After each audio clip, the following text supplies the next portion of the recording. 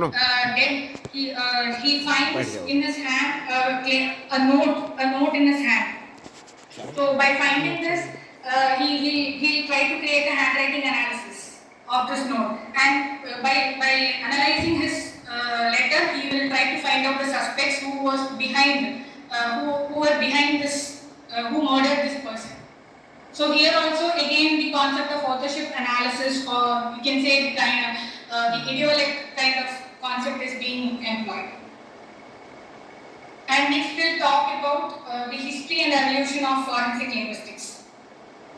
So when talking about the history and evolution of forensic linguistics, the term forensics, it comes from the Latin word, and it is earlier it was connected to Roman concept, where a person who is accused of a crime is made to stand before the forum, and he has to defend for his crimes before the forum, for the crimes that he has been charged.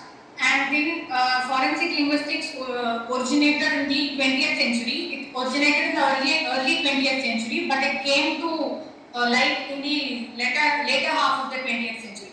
And it was Jan Swartwick who brought this term, who coined the term forensic linguistics in the year 1968, because he had done a research in the title called the Evans Statement, a case for forensic linguistics. So it is through this case he had coined the term forensic linguistics. So he was the person who introduced this term, forensic linguistics, and he was the first person to introduce this in an academic circle.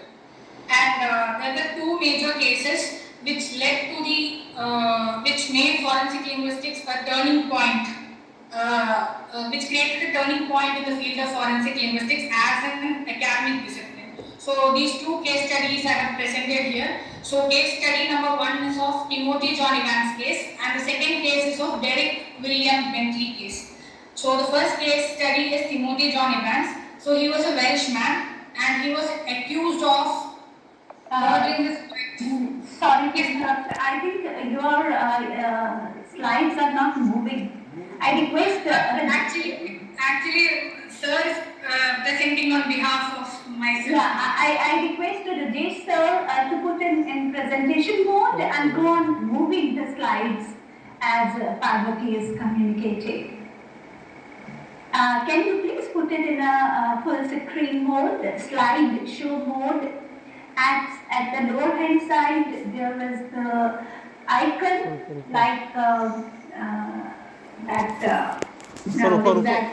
three icons are there. Okay, he's not doing. Let you carry on.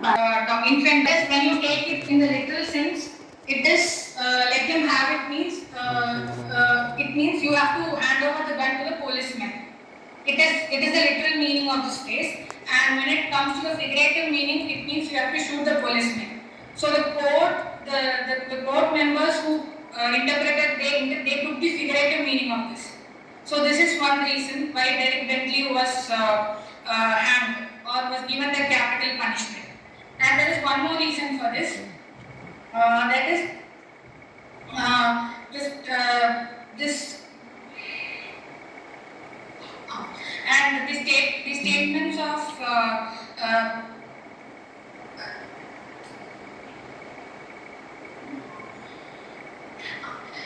the confusion statements of Derek William Bentley was also analyzed by one famous professor in forensic linguistics. His name is Malcolm Coulthard. So while analyzing the confusion statement of Derek Bentley, they found that the same discrepancies were found between the statements of Derek William Bentley, what Derek William Bentley told, and the statements given by the police, because they didn't try to record the exact statement of what Derek William Bentley told.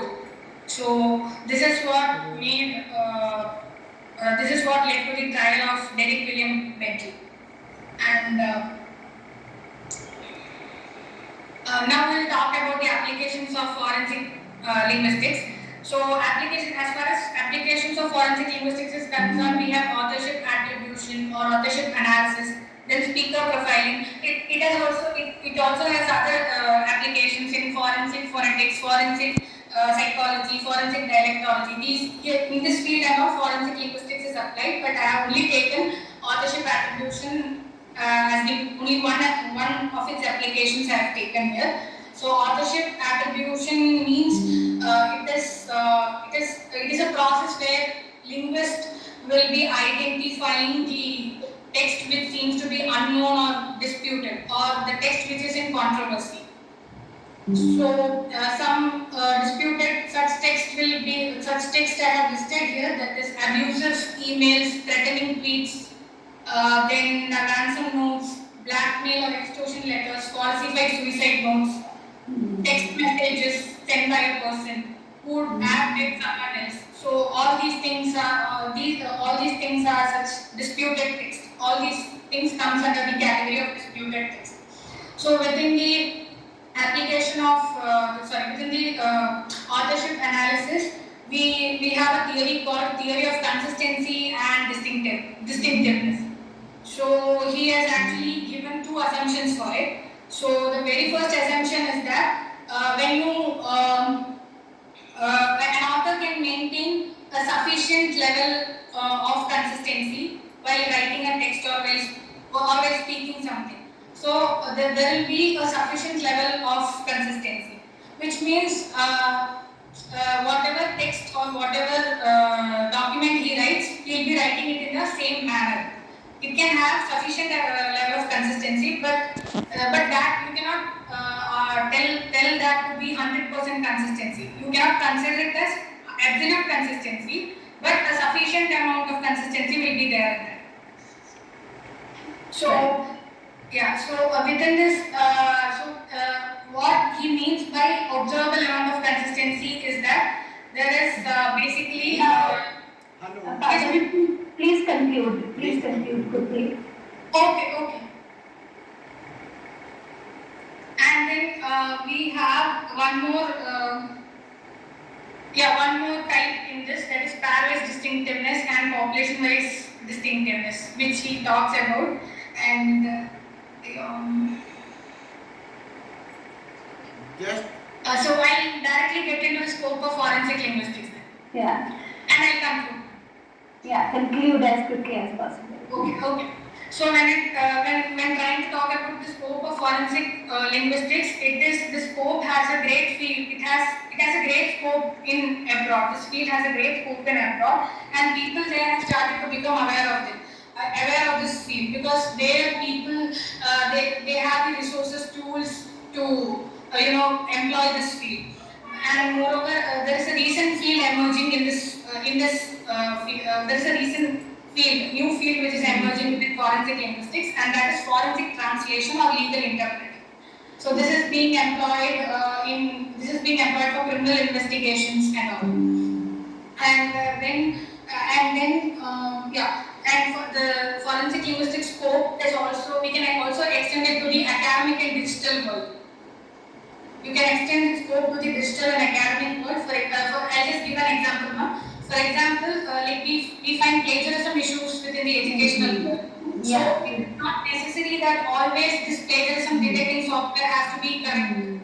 But it can go wrong any time. So at that time, a forensic linguist is needed. They are in need. At the same time, we have cybercrime issues within the digital world and all, to analyze the text messages, fake messages and all. And when you are talking about the scope in India, you can say that ours is a multilingual country. So being a multilingual country, there is a sufficient room for our country to create a scope for this field if we are appropriately using it. If you are appropriately using it in the right way, you can create a scope for this field in our country. At the same time, we have to make it practicable we have to bring it. We should bring it as a solid piece of scientific evidence, and then you need to employ it in our legal system. So widening the scope of this field in our country, it lies in our hands only. So we need to do this, and the ongoing researches in the forensic linguistics field I have put here. It is in these following fields that the ongoing researches are happening. that is individual variations in language use, intersection of language and law, police interviews, and courtroom interactions. Thank you, ma'am. Thank you. Wonderful, Parvati, for choosing such an interesting and evolving that is about forensic linguistics. So I think this is one of the very good interdisciplinary,